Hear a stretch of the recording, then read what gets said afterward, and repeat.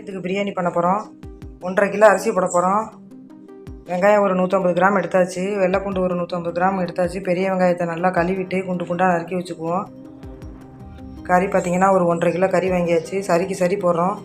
அரிசி 1.5 கிலோ, கறி 1.5 கிலோ போடுறோம். அப்போ தான் டேஸ்ட்டாக இருக்கும் பிரியாணி. இப்போ பாருங்கள், தம் ஆகிட்டுருக்கு. நம்ம ஒரு பெரட்டுவோம். 10 நிமிஷம் வச்சுருந்தோம். நல்லா உதிரி உதிரியாக ரெடி ஆகிடுச்சு. கரெக்டாக இருக்குது தண்ணி. சுவையான பிரியாணி ரெடி ஆயிடுச்சு.